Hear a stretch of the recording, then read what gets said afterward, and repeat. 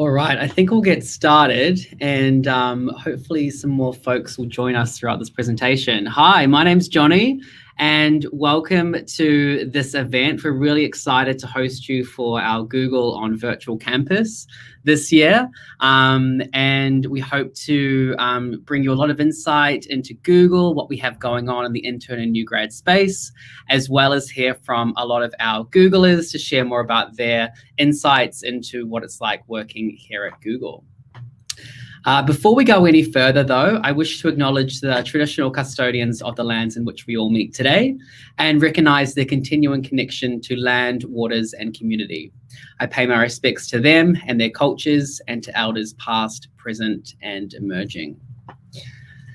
So a little bit about me. So my name's Johnny and my role here at Google is a talent and outreach program specialist. My pronouns are he, him. And my Google fact is that I spend a small amount of my time every month training and developing my fellow Googlers, which is outside of my core role. So it's great to have you with us. Lots to talk about in the next hour and a half. So we hope that you can stick with us. A couple bits of housekeeping before we get started into the agenda. So you may be watching this directly on YouTube. If you are, there's a function there for you to add a comment. If you'd like to talk to us throughout the presentation, you can do so, and we'll get back to you throughout the presentation. If you're not and you're watching it through Careers OnAir, you can actually chat to us through the slides link, which is at the top of the page there. So we'll definitely have time for questions at the end of the presentation. So if you want to drop us a line, if there's anything that you want to tell us or something that's unclear, then drop us a question and we'll get to it at the end of the session. And another great thing about the platform is that if there's a question there which you want to hear, so if you want to upvote it, you can do so by just clicking on the thumbs up, and then there's more chance that that will be answered. So yeah, we're really excited to speak to you today. So a little bit about what we're going to cover. So first of all, I want to go through a little bit more about what it's like to work at Google. So we're going to cover Google's workplace and our culture. And we're going to hear from 3 different Googlers in different roles about their career path to Google and what they get up to in their roles. Second of all, we're going to cover all of our awesome opportunities and our hiring process at Google. So if you're keen to know what's available, how to apply, then definitely stick around for that section. We'll then go into resume and interview tips. So, you know, at Google, there's a lot of myths about, you know, how to apply and what your resume should look like and what it's like to interview with us. So we'll kind of break down those barriers and talk a little bit more about what the process is actually like. And then at the end, we'll have time for that all-important Q&A. So excited to go through all of that with you. So if you've just joined us, you can contact us in 2 ways. First of all, if you're watching via YouTube directly, you can put in a comment in the live chat function, or you can ask us a question by clicking on the link or typing out the link in another browser or another tab, and then inserting your comment for us to answer. Okay, so it's not just going to be me that you hear from today. We have other Googlers as well that are going to be popping in. So I hope you learn a lot throughout the next hour with us. All right, to kick off, I want to talk a little bit about Google's culture. So it's kind of focused around 4 main pillars. And I know a lot of companies obviously talk about what's going on in their culture, but I really want to give a lot of context and some clear examples of where this fits in and what it's like to work at Google and what we have going on as well. So the first piece that I want to talk about is Sydney Googlers have meaningful work and impact. So a little bit of context there. So it says Sydney, which is where our head office is located in Pyrmont. But we also have offices in Auckland, Melbourne, Perth, and also Brisbane. But Sydney is our base and our headquarters. So we have roughly 1,600 Googlers who work across a whole bunch of different functions, from engineering to sales to finance to Google Cloud. And most of them are based in Sydney, but we do have opportunities across different areas. However, most of our internships and also our new grad positions are all based here in Sydney. All right, the first culture piece that I want to talk through is we work together, not the same. So this one's really important for us at Google because we all have really different experiences and backgrounds, and we don't all think and work the same, right? So this is just a really basic example, but for myself, I'm the kind of person who tends to work better in the mornings versus the afternoons. So we have a flexible environment here that I'm able to actually get up earlier and smash out some action items. Whereas I know some of my colleagues prefer to have a bit more of a sleep in and then work towards more the afternoon and evening. So that's just a little example, I guess, of how we're all different. But by being different, we're really able to bring in those fresh perspectives and work styles and come up with some really great ideas at Google. Some examples of that is it's a relatively new program which has just been launched called Area 120. And this is a new startup team within Google where small teams can actually pitch ideas to spend 100% of their time working on something which might not otherwise have been explored. So Googlers will submit their ambitious plans to a committee to review them. And if they're accepted into that, they'll have 6 months to define and meet ambitious milestones, really for anyone in the business. And it's a great way to really show, what you have and what you can bring to the table, as well as working with a whole bunch of different people as well. We also have what we call employee resource groups, or ERGs, which is another acronym which we have here at Google. And these are grassroots Googler-initiated networks for supporting underrepresented employees. And they all have a shared value of diversity and inclusion. Some examples of these include the Disability Alliance, Asian Googler Network, Pride at Google, Women at, and a whole bunch of others as well. And what's really great about this is that if there's a group or you don't identify with a particular group that's out there, you can actually go ahead and create your own. So it's really flexible. And like I said, it's all focused around supporting diversity and inclusion here at Google.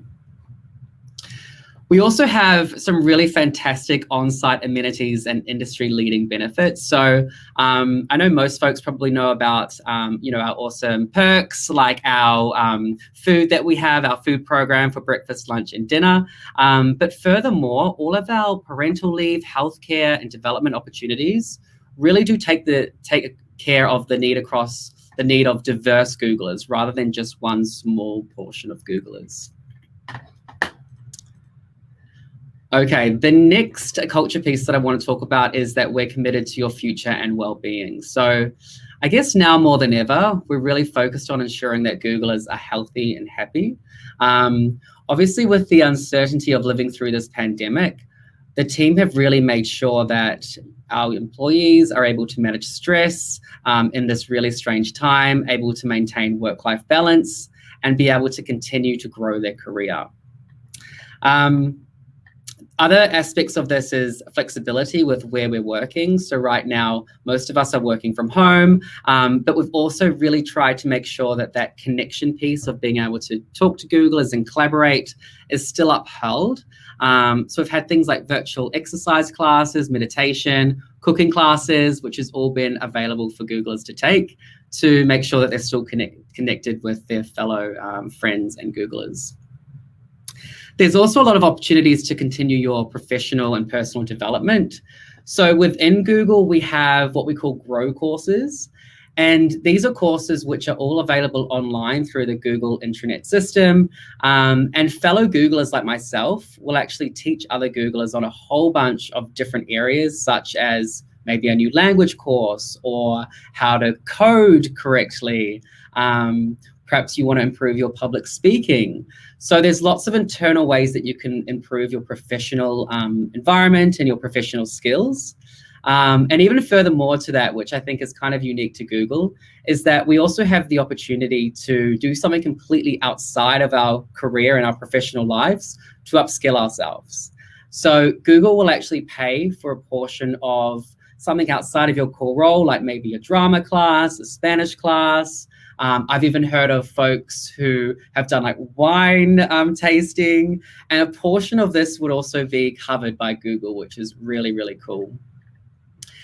Just finally on this slide, Google really does make sure that all of our team have a lot of internal mobility, which means that they're able to try different roles outside of their team that they've been hired for, and really branch out and do something different at Google. So we have a lot of folks who move across different offices within country, but also to different countries in different roles. I think one of the best things about working at Google really is the opportunity that we have. You know, we're a big company, so there's lots of different roles out there to try and do. So I think that's probably one of my favorite parts about working here, is that we're always growing. We're not being hired for the role that we're in right now. We're being hired for Google, and we want folks to stay in a really long career with us at Google. A couple more culture pieces. So the next one is we default to open. I know a lot of companies say this, but specifically I want to talk about 3 ways that we do this. The first being what we call TGIF. So these are monthly company-wide meetings where teams across the world can talk about new product launches, what's going on, perhaps a new process change at Google. And what's great about this is any Googler across the world can ask direct questions to our leadership team, Sundar, or other folks on the leadership panel. And it provides, I guess, a lot of transparency about what's going on at Google, and we can actually talk to leaders who are making decisions as well. The second one there is Google Geist. So this is our annual survey, which all employees take every year. And with this, it will ask questions to the employee about what's going on, how they're feeling. And I think what's really great about this is just how seriously our senior leadership team take it. And I've seen some, changes and some process changes at Google based on feedback which we've given. And the last one there is Meme Gym. So this is a funny one. So we have an internal tool here at Google called Meme Gym. And what it will allow you to do is you can actually create your own meme and post it on a platform for everyone to see. So what's great about this, so if you're really wanting to find out what's really going at Google, how people are feeling, if there's something new that's come out, or perhaps someone said something funny in the TGIF, you can go to Meme Gym and really see what's happening. So that's just another example, I guess, of how open we are as a company, and the fact that we have these avenues for us to talk and to connect with the wider team. And the last one that I want to talk about is we show up for each other. So, Google is a big company, so we have a lot of responsibility here to give back. So some examples of this in the community is throughout this pandemic, Google's really helped to make sure that people have the information that they need to keep their families safe and healthy.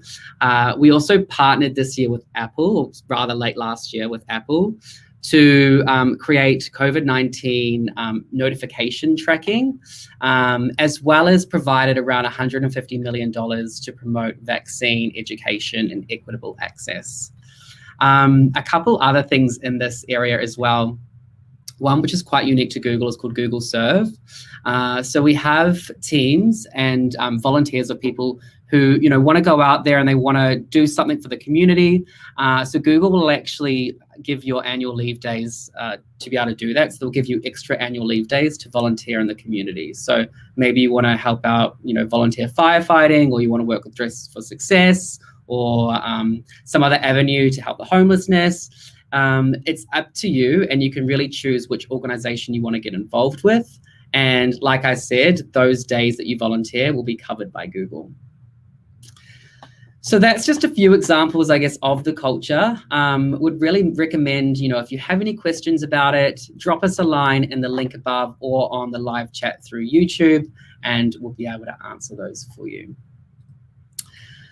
Right. I'm now excited to stop talking for a bit and actually hand over to some Googlers for them to talk about their experiences and what they get up to every day. So excited to introduce Pippa to you all.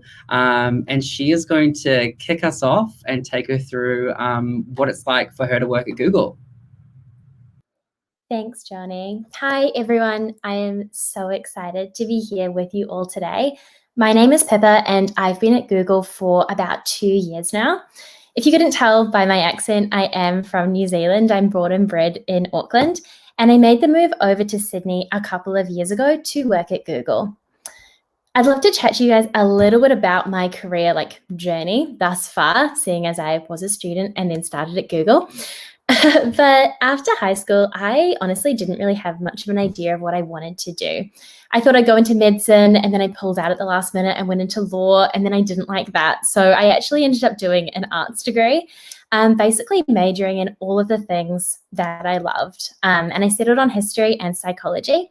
It was a couple of years into that I picked up a business degree as well, where I did 3 majors in international business, management, and marketing. So definitely a lot. I'm an indecisive gal, but I absolutely love consumer behavior. To me, it's the perfect balance between psychology and business, and I find studying people and the way that they think and behave really interesting. Whilst I was at uni, I threw myself into student representation. I was the president of the arts faculty, and I sat on another few committees and faculty councils. I was also really involved in Snow Club, as I'm a passionate skier, and I went on an exchange to McGill University in Canada, again, coupling up with my skiing passion. Throughout my time at university, I actually worked part-time for a company called Nielsen, which is a market research company. I was lucky that I wanted to start earlier, so I got to sort of look at a few different areas within marketing. And solving problems through data. And that's sort of where I got more into this idea of analysis, and that's what I really wanted to do. Fast forward to my last year of uni, though, I was dead set on going into management consulting. And honestly, I wasn't really sure about other options because I had this laser focus on going into consulting. But I actually met a Google recruiter at one of these sessions. It was the session at the University of Auckland. And yeah, I applied after that, and I guess the rest is kind of history. But I began in January 2019 as a digital strategist. And to give you a little bit of a brief overview about my day-to-day, I work with small to medium-sized businesses every day to help them solve their problems and grow their companies. I honestly love the diversity and working across verticals and learning not only about Google's honestly really cool and impressive products, but also about all of these people who, a lot of them have started their own companies and filled a need within society as well. Johnny, if you jump to the next slide, I've got a little bit more about my role. Awesome. So when I think of my role as a digital strategist, it can be divided into 4 main buckets. First of all, I manage a portfolio of businesses. So there's a lot of autonomy in managing your clients, however you see it. So that's developing an organization, as well as my time management skills that will transfer through to any job, company, or industry. Secondly, understanding Australian businesses.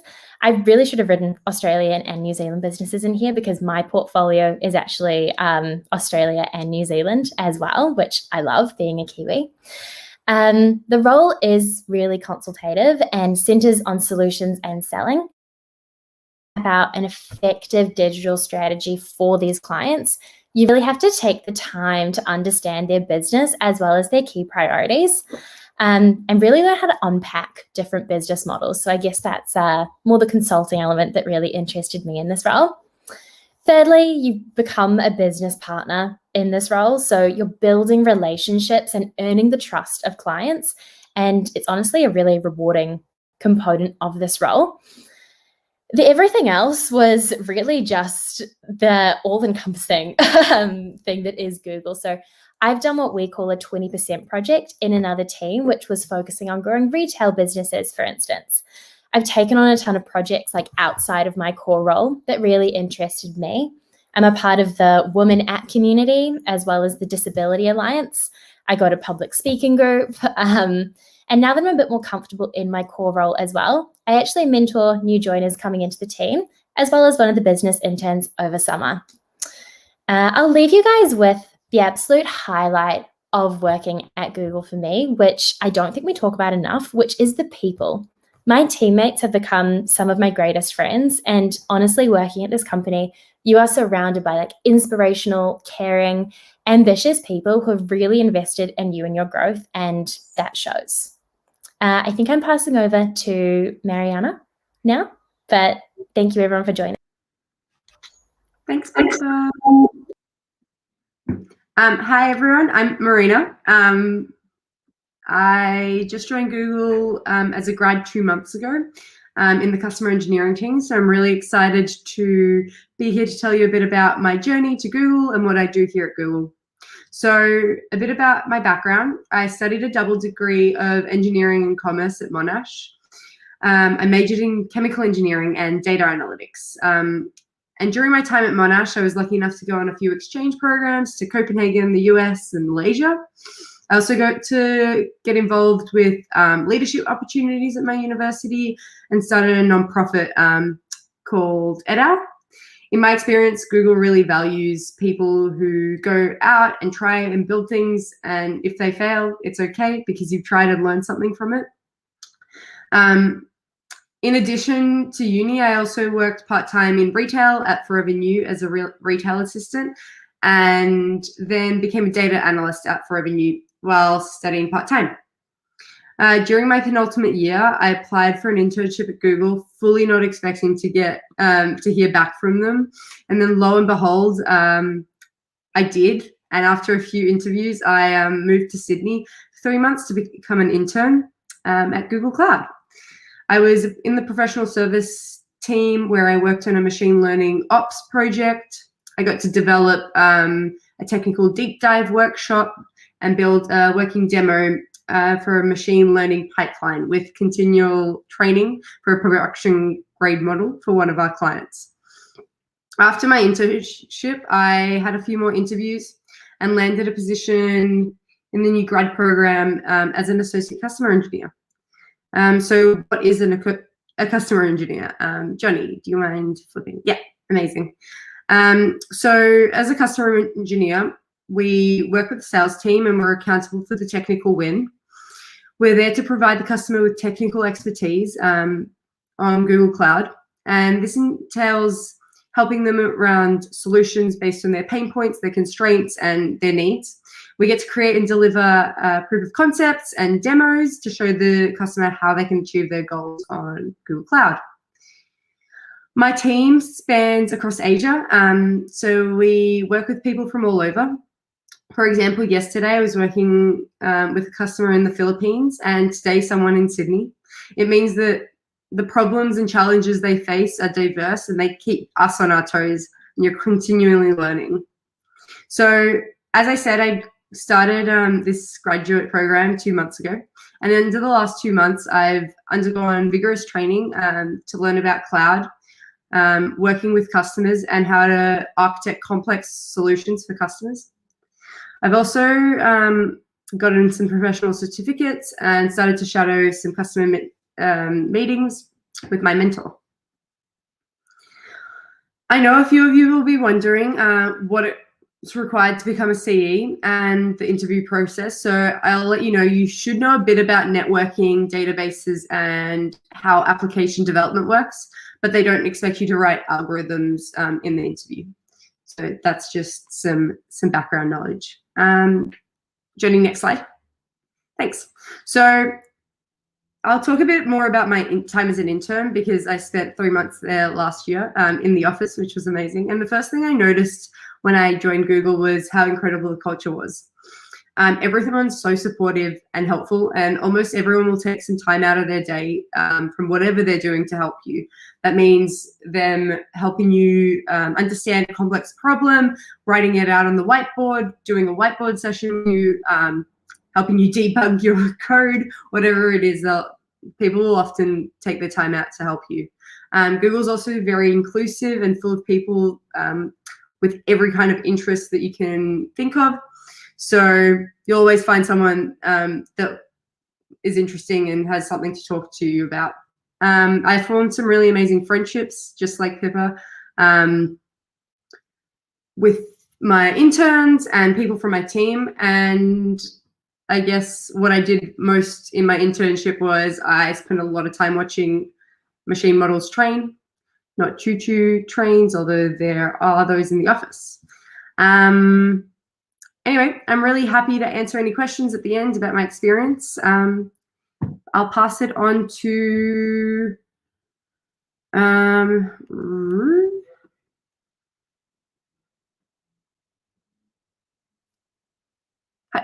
Johnny. Hi. Oh, I can't hear you. Sorry, technical difficulties. Me. Thanks, Marina. No worries. Hi, everyone. I'm Regan. I'm an associate finance analyst at Google, which sort of means I'm like a graduate accountant. And I've been in this role for about a year now. So a little bit about how I got here. I did a Bachelor of Commerce in Accounting and Information Systems at UCID. A bit like Pippa, I started a different degree. I did an arts degree for a little bit, and then I wasn't really sure and I was a bit indecisive, so I switched over to commerce. So in my first year of my commerce degree, I did a cadetship at Deloitte. So that's where you work 3 or 4 days a week, and then you do uni the other days of the week. And so I did that for about a year, and then I attended one of these, and I was like, oh, that business internship looks pretty cool. I'll throw my hat in the ring and see how that goes. And then lucky for me, I got the internship. And so I did 3 months over summer, and then I did a couple of things in between, and then I came back as a grad at the beginning of last year. So yeah, I've been in this role about a year now. I love it. It's great. Johnny, if you could go to the next slide. Thank you. So what I do is a little bit unique at Google. Sorry, you can probably hear my dog in the background. What was I saying?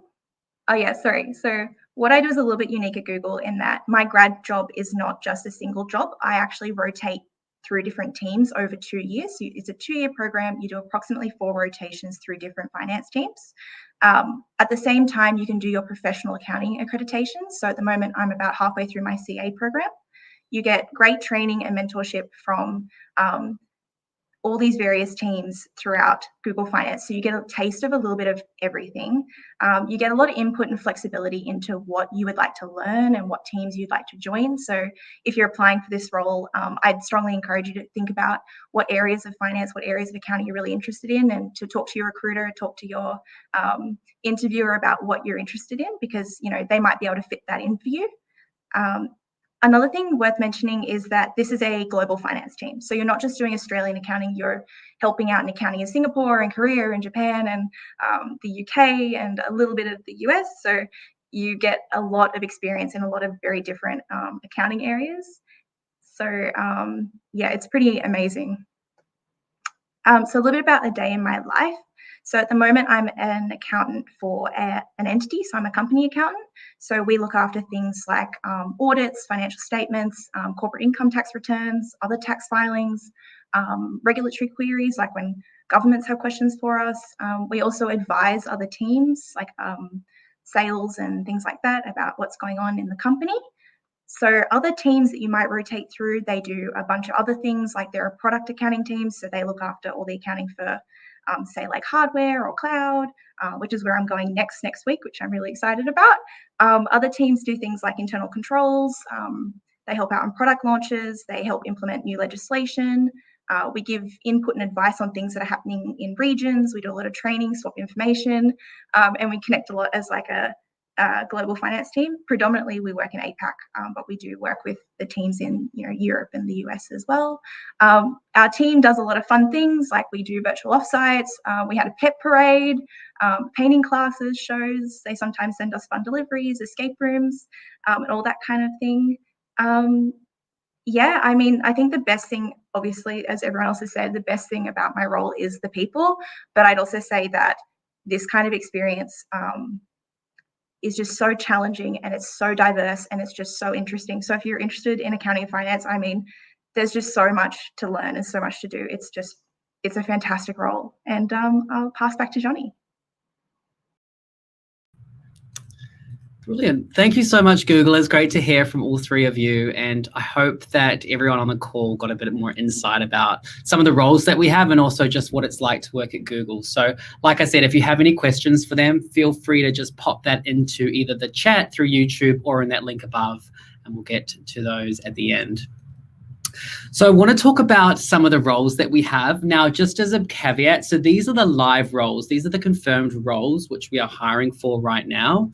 But it also pays for you, if you are interested in other new grad opportunities or just roles at Google, to keep checking back, because we do have new positions which get posted throughout the year. So create a job alert if you are interested in a new graduate opportunity or an internship. But like I said, these are the confirmed ones that we have right now.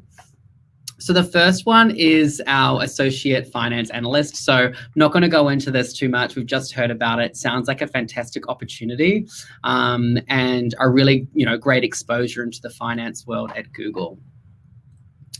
We are also looking for a cloud customer engineer. So this is another one which Marina went into extensively about the team. So applications for this role is open now through google.com/students. And we are also looking for business interns as well. So we have quite a few teams this year that are interested in hosting interns. So the first being our Google Customer Solutions team, so Pippa's team. And we've had a long-standing history with folks going into Google Customer Solutions and then converting into new grad opportunities that we have afterwards. We have an interesting opportunity for the first time in our Devices and Services Partnerships team. So this is the team that works with all of our retail outlets for all of our Pixels and Google Nest products. And that team is looking for folks to join them this year. We're also looking for interns in our Google Customer Engineering team, as well as our finance team as well. So if you are in your penultimate year of study, then this is a really great opportunity for you to come in, learn in these different areas, and work with us for 12 weeks. So the internship will start towards the end of November, early December, and it will be 12 weeks ending in February 2022. You'll be working on an impactful project that will be scoped for the 12 weeks that you are there. And also you'll be really having on-the-job training as well. So you'll be getting to know exactly what that role is like, what that team is like, for you to kind of like get a pulse check of what life could be like in that team post-graduation.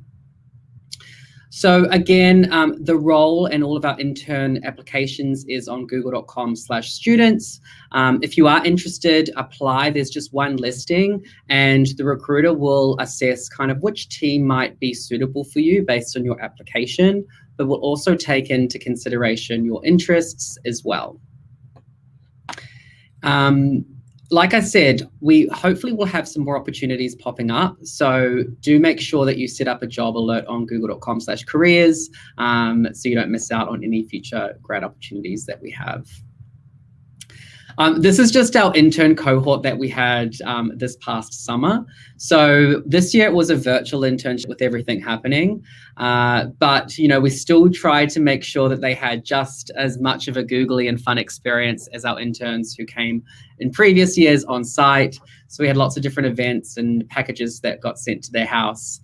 This year, we're unsure if it's going to be a virtual or an in-person model. We're hoping for in-person, but we're just going to have to wait and see. So we'll have more news on that as we move through in the next coming months.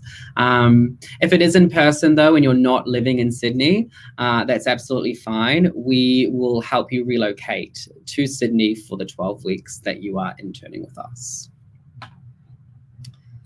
All right, so keen now to hand over to my colleague, Jackson, who's going to walk through the next section, and we're going to do a bit of a resume workshop for you all. So Jackson, over to you.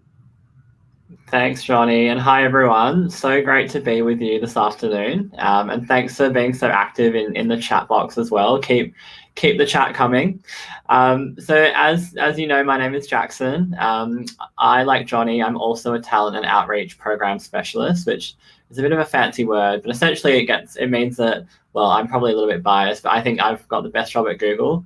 I get to present to students like yourselves, hopefully meet some of you in person, and then hire you into our intern and graduate roles.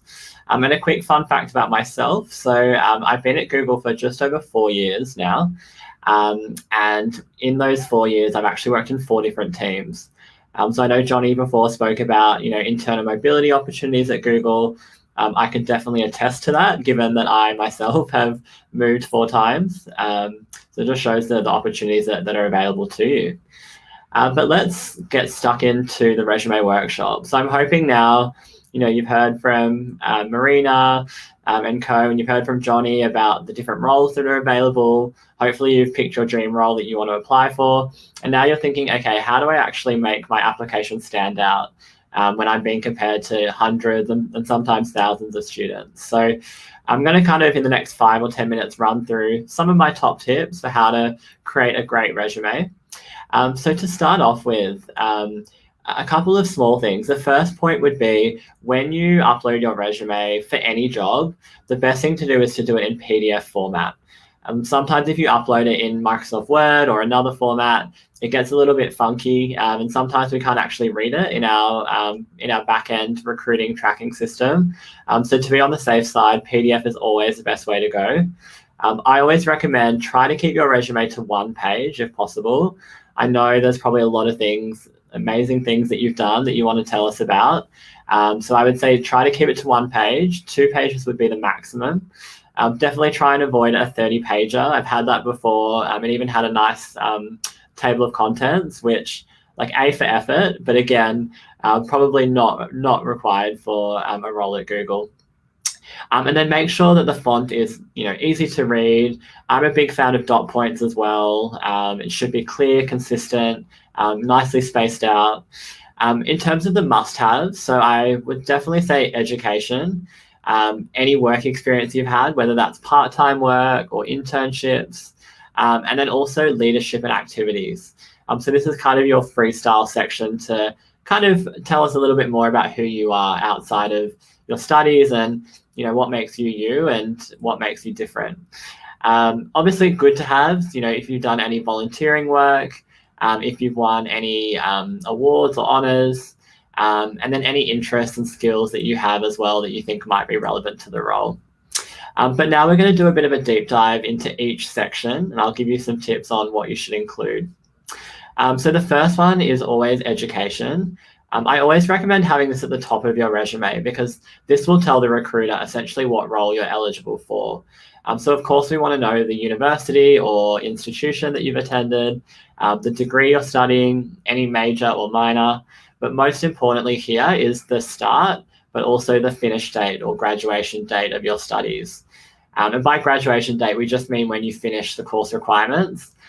Because again, this will tell us whether you're eligible for an intern role if you're a penultimate student, or whether you're a final year student and eligible for one of our graduate roles. Of course, you can list things like GPA on here. I get a lot of people asking, what if my GPA is not amazing?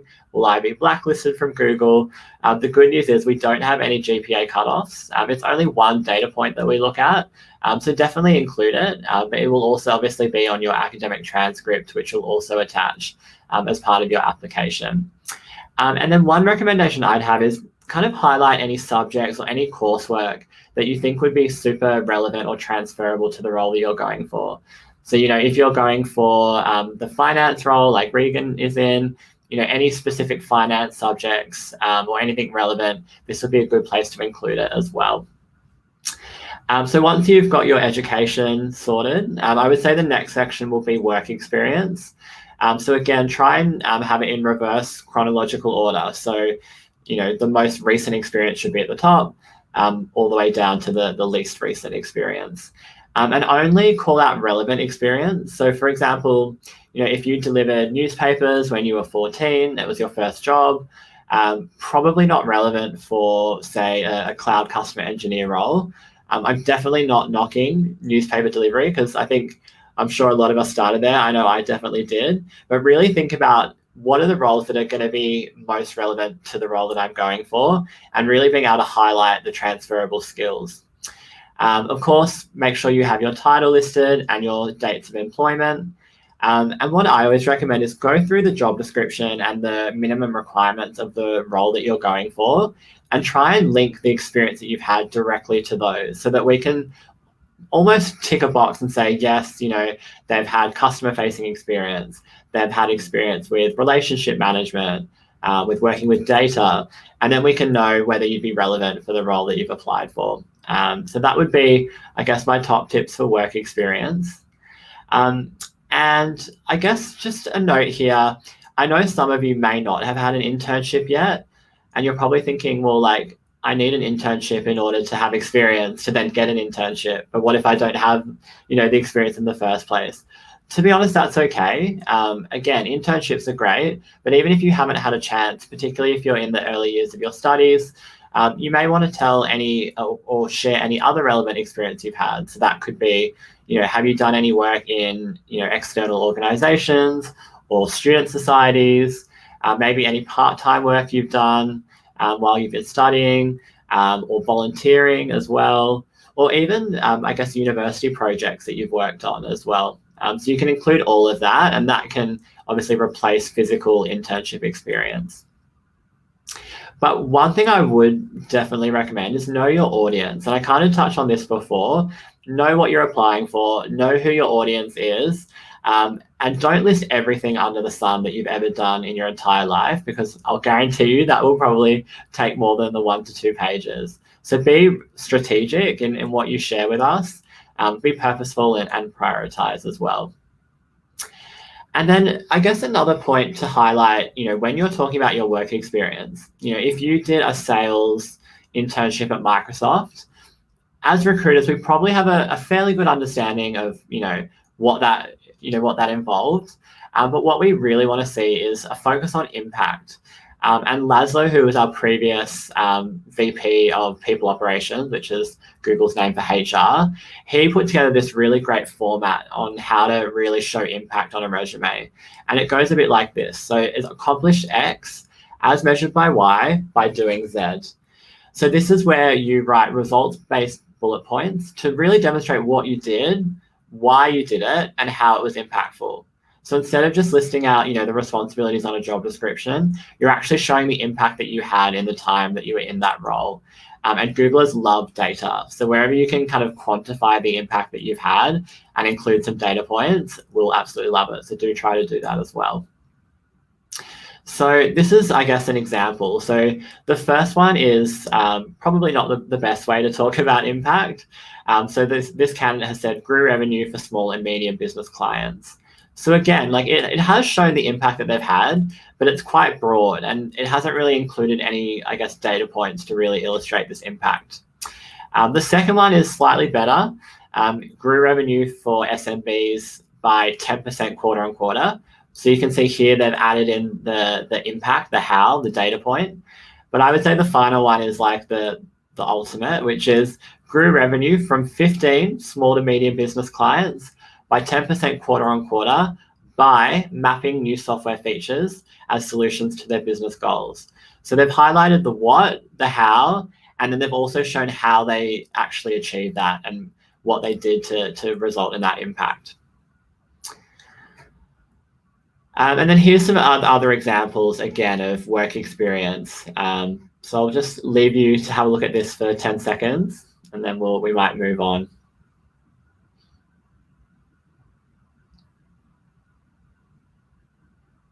Alrighty.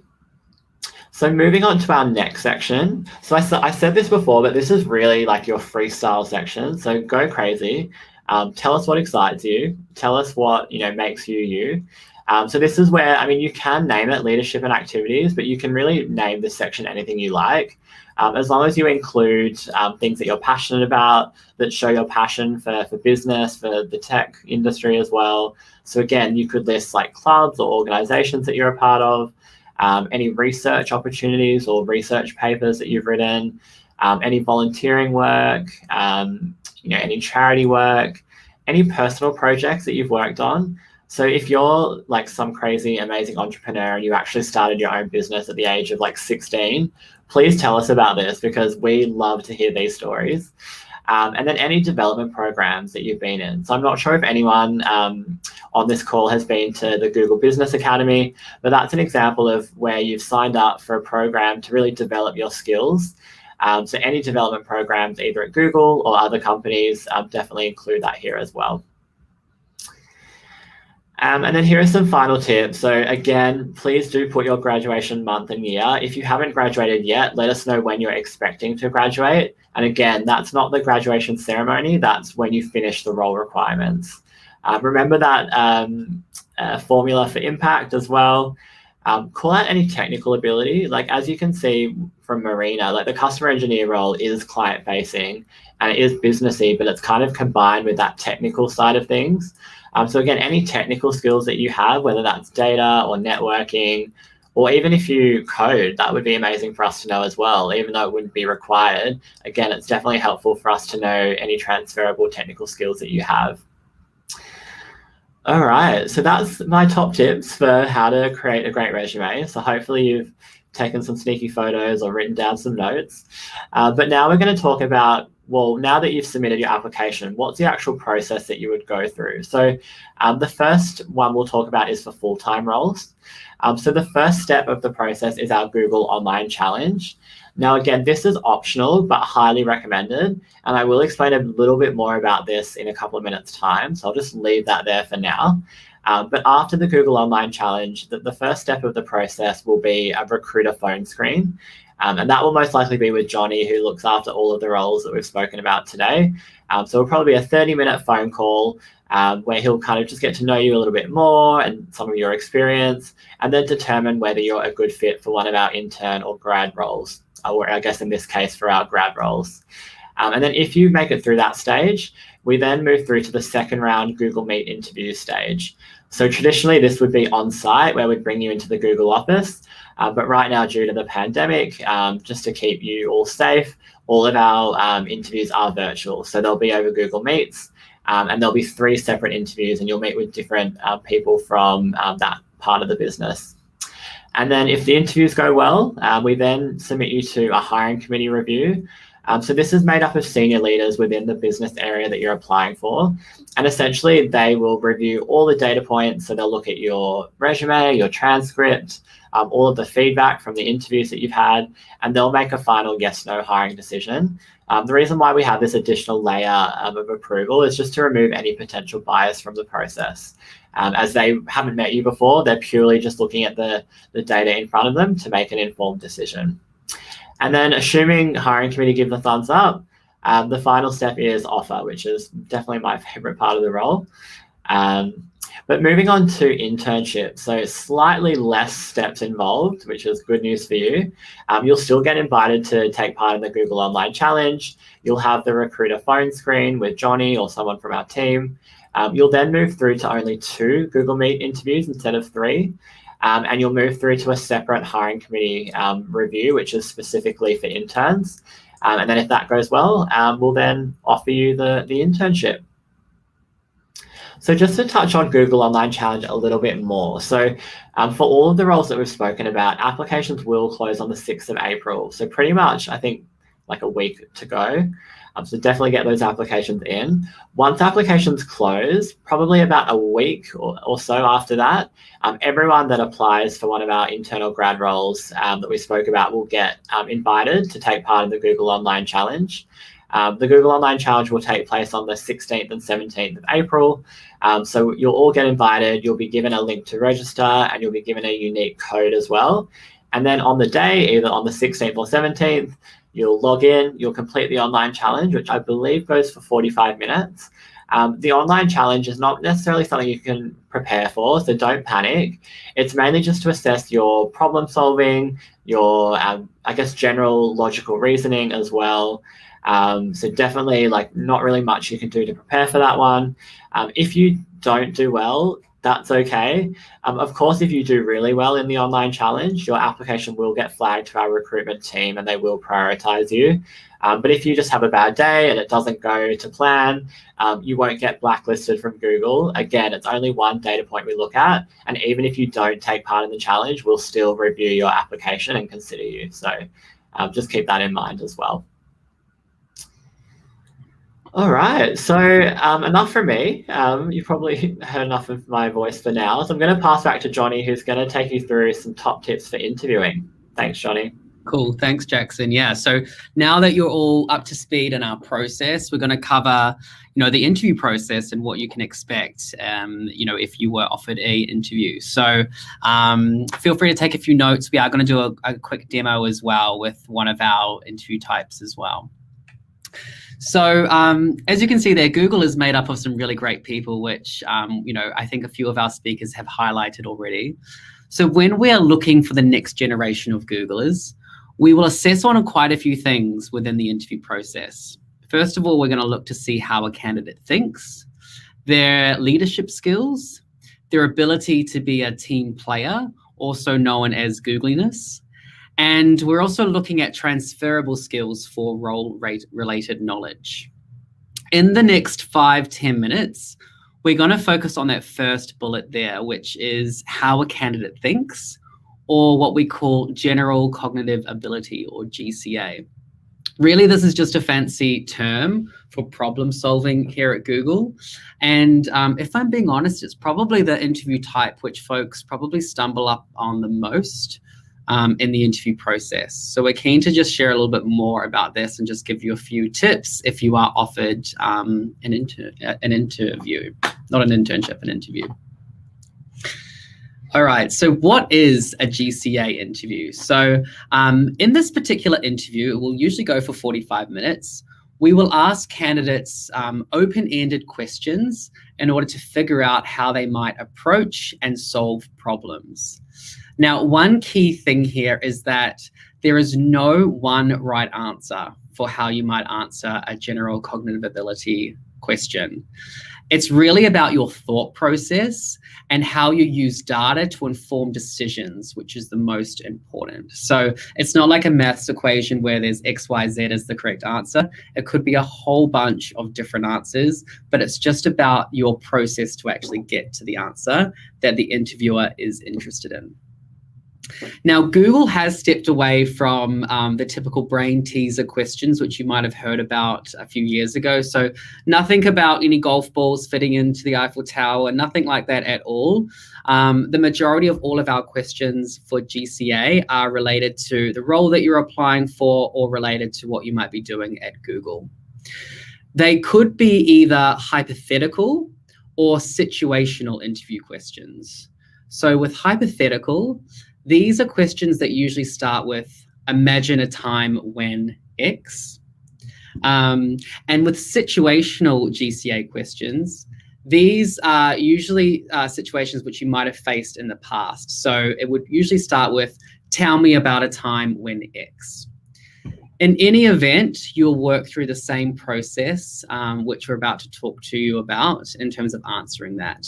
But we will focus our attention on the hypothetical type in this particular workshop because we think it's probably the most challenging because it's something that you potentially have never heard before when you get asked the question.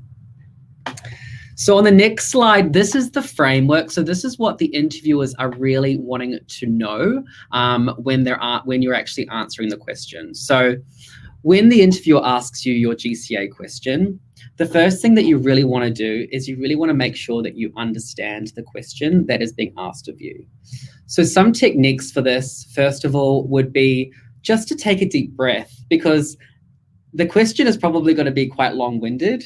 And, when you're being asked a question which you might not necessarily have any experience in, it's kind of quite easy to kind of become flustered and your brain might go blank. So what we recommend in this situation is just to ask the interviewer for like 15, 20, 30 seconds, just so you can gather your thoughts, actually get to know what the question is in your brain. And if you like, you can jot down a few bullet points or discussion points of how you might want to answer that question.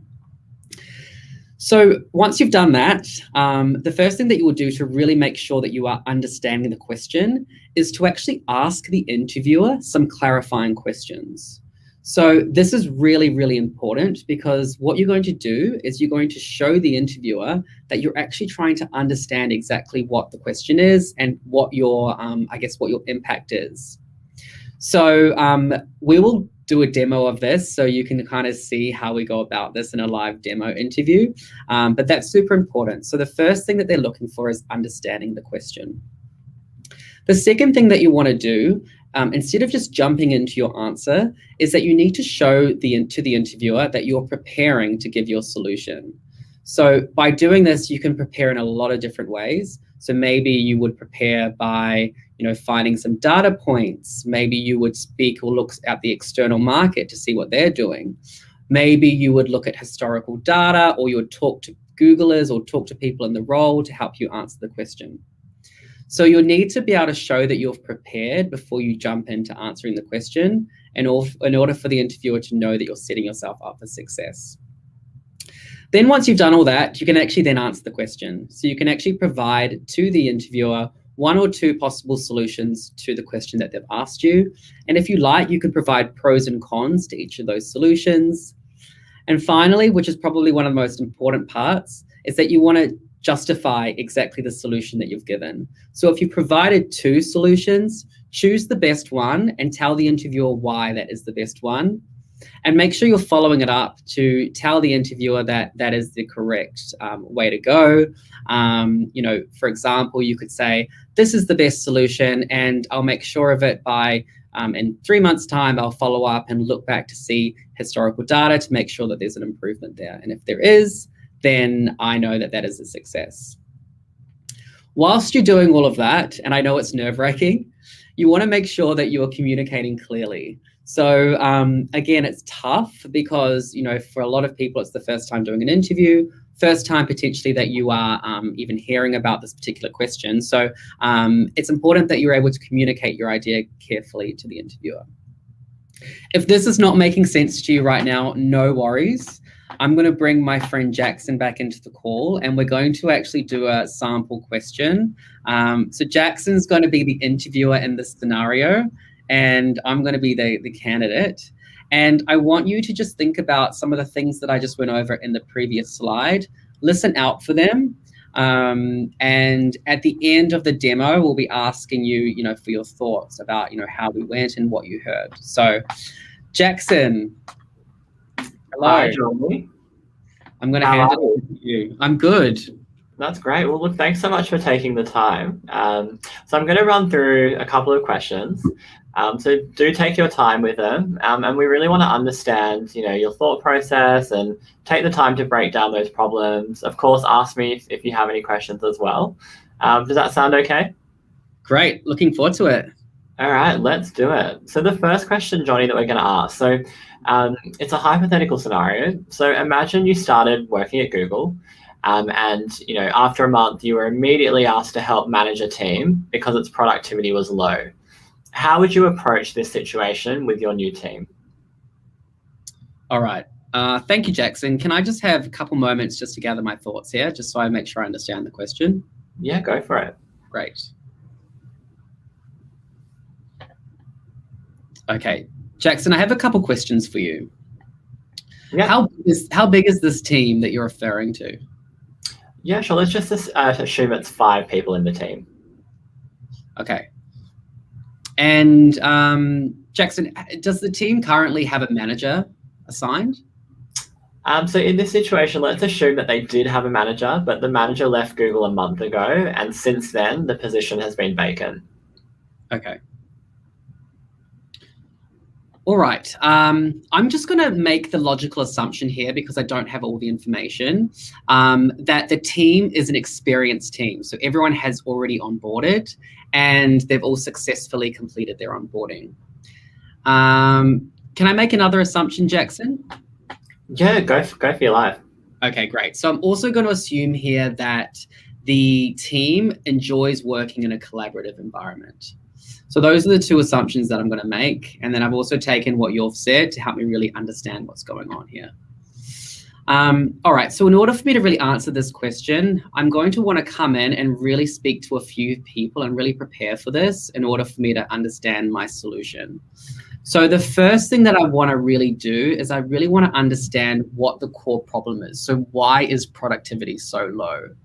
So I do some research and actually set up time with the 5 team members just to like do a little bit of an interview with them and chat to see if they know what goals they might have and if they actually know what being productive means in this role.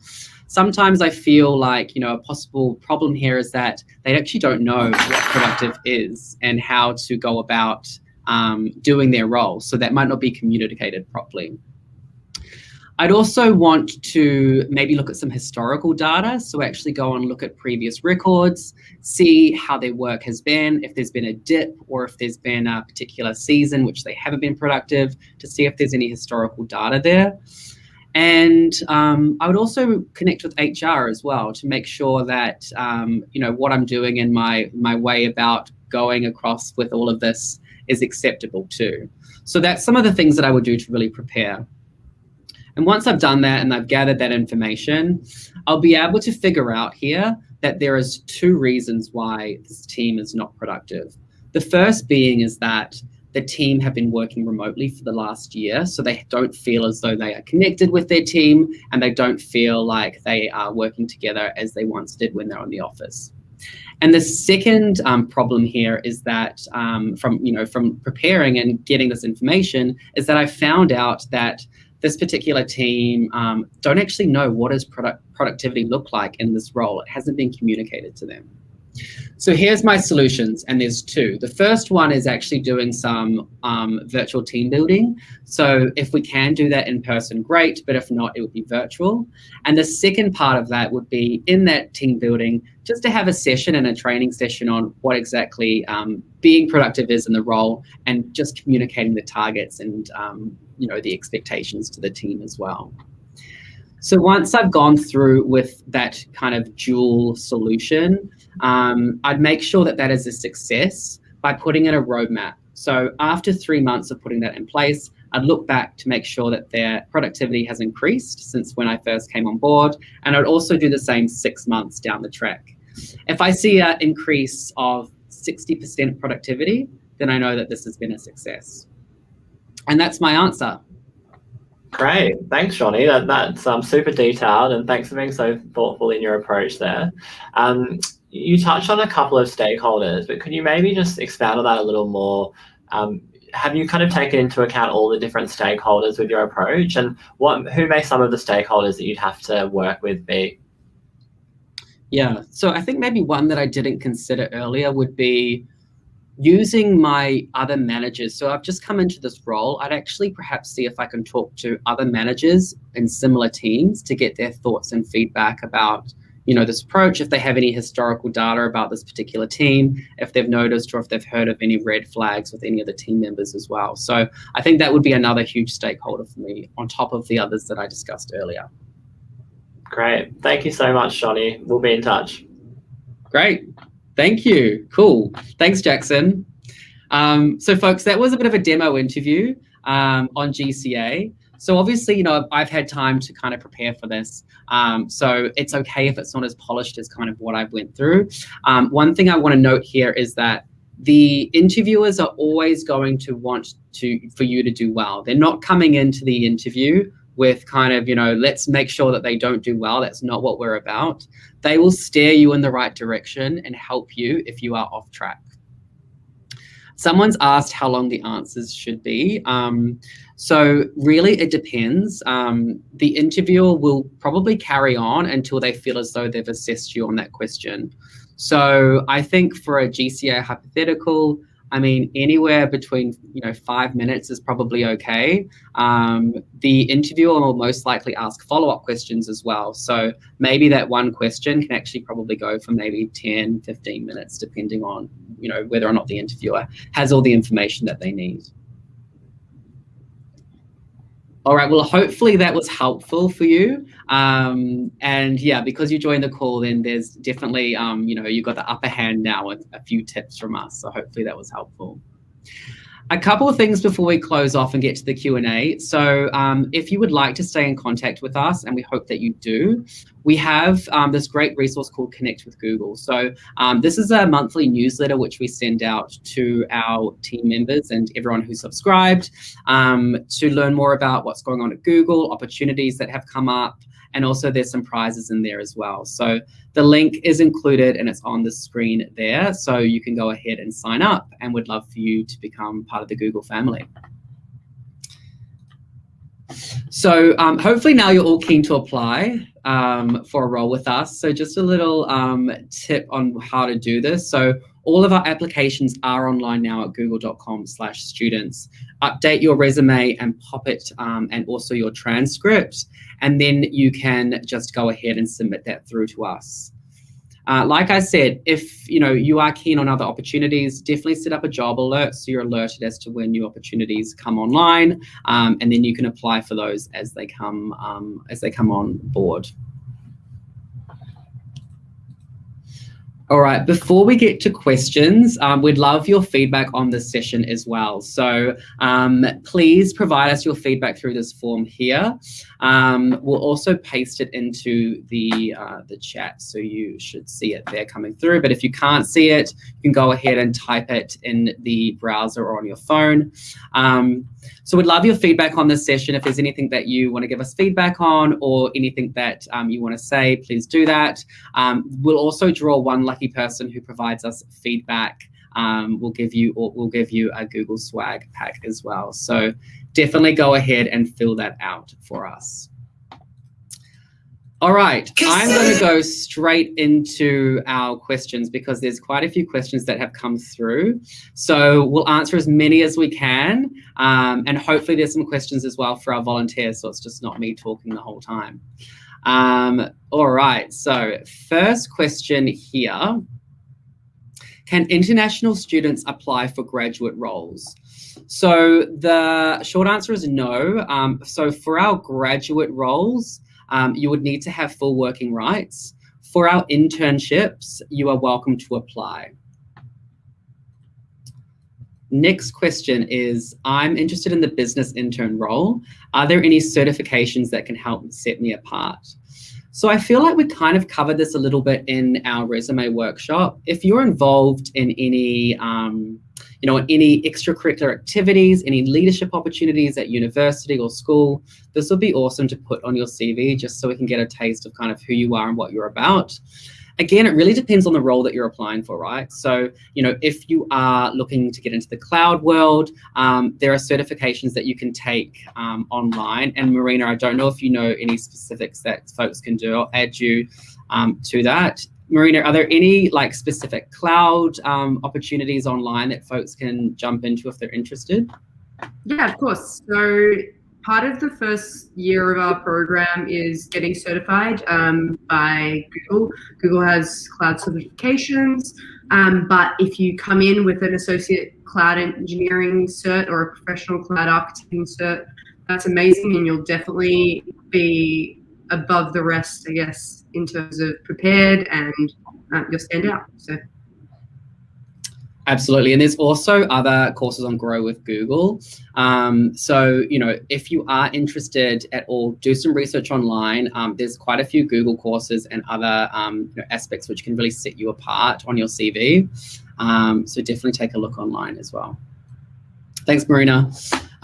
Next question here. Are there any graduate roles opening in NZ or Australia at the moment? I think I've covered this. So they're available online. Not in New Zealand. So our graduate opportunities are based at our headquarters here in Sydney.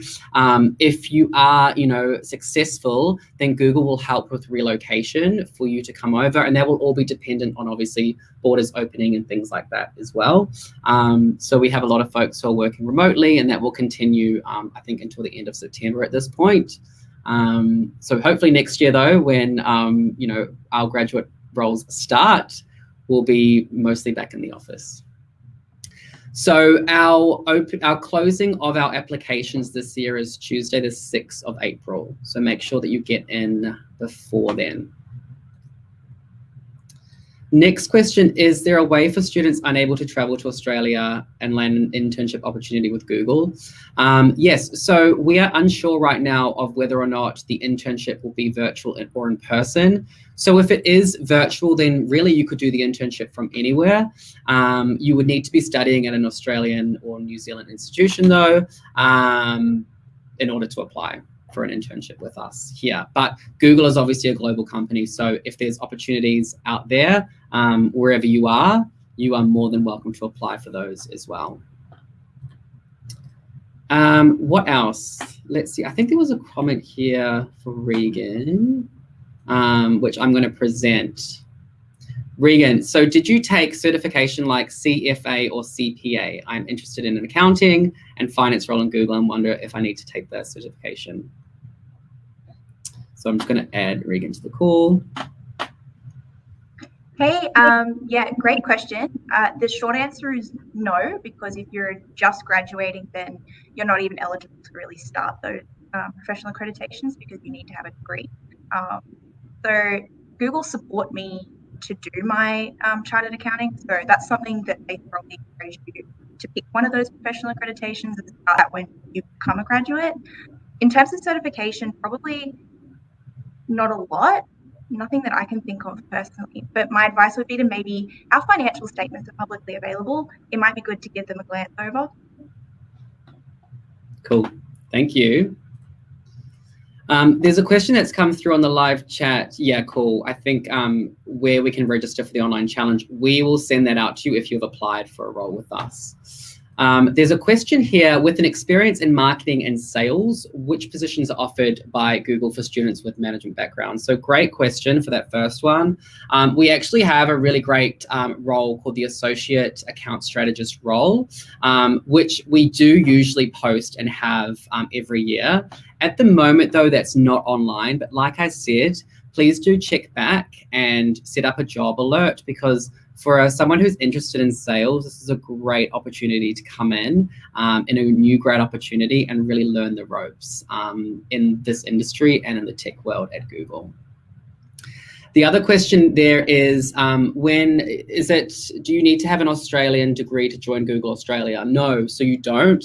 And you don't actually have to really have a degree at all. So we have folks who join us from a lot of different institutions, you know, certificates, or even sometimes out of high school as well. So not a biggie, and especially not like, you know, if you're studying in New Zealand, then that's absolutely fine as well. So no problem there. This is a question I might pass over to Jackson. So for this, I think this is a question around coding. For maybe our engineering roles. So Google has an extensive test for coding. What is the assessment criteria for individuals with backgrounds in business? Oh, actually, this is probably more of a question for me. Is there a page where you can see the job descriptions of different roles in Google? Yeah, so probably more of a question for me. So yes, you can see all of the job descriptions for all of our new grad and internship opportunities on the careers website. And the assessment criteria for individuals. So obviously, if you're applying for a non-technical role, you won't have to know any coding or anything like that. The experience and, you know, what you would be interviewed in really is what we covered earlier on in the interview workshop. So usually 3 interviews across role-related knowledge. And when we say role-related knowledge, it doesn't mean that you have to have experience in that role.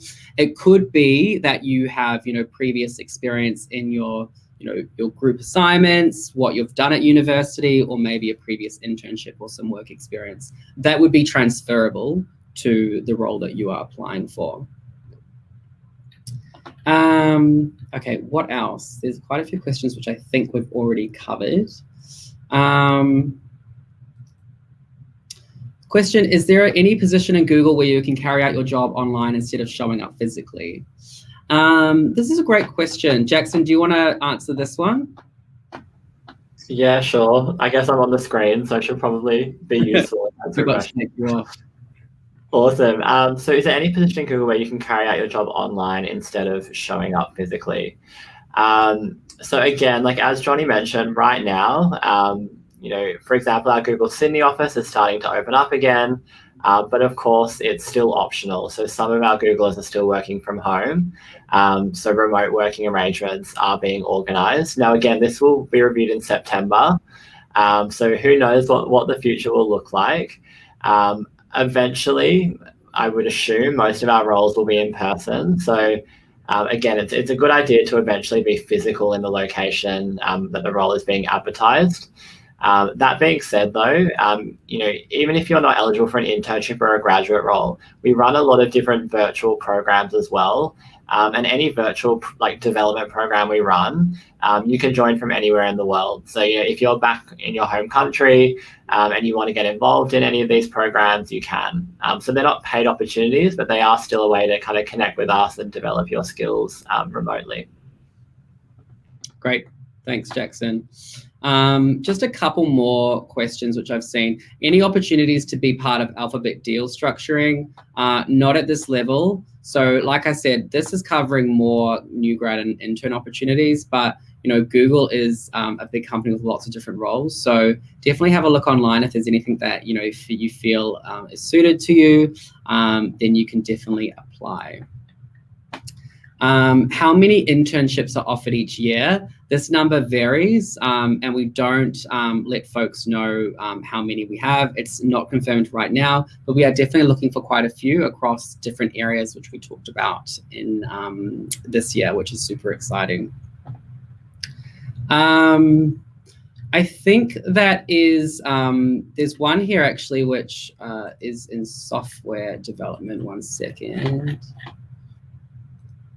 Jackson, maybe this is a question for you. If any folks are also involved in software engineering or development, do you want to give them the rundown on what we have in that area as well? Yeah, sure thing. So obviously, as Johnny mentioned, I look after all the technical kind of intern graduate opportunities at Google. Of course, if you can code and you have a software development background, and then you also, you're doing an MBA or you have kind of business or client-facing skills, there definitely are opportunities available. I would actually say probably the cloud customer engineer role, although coding's not required for that. I'm sure Marina will probably plus one. Like if you do have that experience, of course, that's a bonus. Particularly working, with developers and you kind of understand their roles a little bit more. So I would say that's definitely a good role to apply for. That's all I can think of that we have available in Sydney. But again, you can expand your search to outside of Australia as well. So the great thing about the google.com/students portal is that, you can search by location. So, there may be great opportunities in North America or in Europe or the rest of Asia. And again, you can search by kind of keywords or skill sets. And then hopefully you can find kind of a great match where it blends the coding with the business and client-facing side. So definitely have a look at other locations as well. Andrew. Thanks, Jackson. So this is the last question. This one's for Pippa from Andrea. So Andrea would like to know, when you work with clients, are those clients businesses who have, for example, marketing issues? What are the typical issues that you work on? And do you manage a portfolio of clients with other members of your team, or do you manage clients autonomously? Awesome. Well, thank you so much for the question. First up, Andrea, I'll just answer it like segment by segment. So when I work with clients, are they businesses who have marketing issues? No, not necessarily. So my portfolio is basically like managed of like businesses who are already spending with Google, or like they're already advertising with us. So I don't think I mentioned this, but I actually specifically work with Google Ads. So I like my portfolio, which is 120 businesses that I work with quarter on quarter. I manage them. So they don't necessarily have issues. It's not why they're assigned to me. We do actually have a specific like support team who deal with like people who have like issues, for example. But my role as a strategist, no, they're not specifically issues, although I guess I do solve them when they come up. So I hope that answers the first part there. What are the typical issues that I will work on? I mean, like maybe if one of the strategies that I have like come up with like isn't working, I would obviously help to solve that. If they've implemented something and it's not working, I would help them to solve that. For instance, something that I was doing last week was one of my businesses that I work with, they were like exporting to a new region, which is really exciting. But we had some issues with like their location targeting. So I guess that was something that we helped out with and stepped in and solved for them. Next bit is, do you manage a portfolio of clients with other members of your team, or do you manage clients by myself? So my personal portfolio is 120 businesses, and all the members of my team actually have those allotted to them. However, there are a number of our businesses, like I guess our top businesses or our tier one, like most important businesses that we've allocated for that quarter. Will frequently work together on them, and it's actually something my team tries to do a lot, is work as much as we can together, because it's where we learn the most, and it's also where we have the most fun, to be honest with you. So every quarter I would probably say about 10 of my businesses I would co-pitch with someone on my team, or someone else on my team would also step in and help me out with those. So I hope that answers your question. Awesome. Thanks, Pepper. Alrighty, so that is it. So we hope that you've enjoyed this session and you've enjoyed spending the last hour and a bit with us. Special congratulations to Ryan Lamb, who is our winner of the prize pack. We will contact you to get that out to you. Thank you to everyone else who filled out that feedback form. That really helps us. Apologies that we didn't get to all the questions, but I feel like we've covered a lot there, and some of them were duplicates as well. But yes, thanks again. We hope we will receive your application. So like we said, Tuesday, the 6th of April is the close off. So make sure you get your applications in before then. I'll pop in all of our guest speakers to the stream now so they can also say goodbye. But yeah, take care. I hope everyone stays safe, and we welcome your application. Hope to see you around at Google very soon. Thanks, everyone. Bye.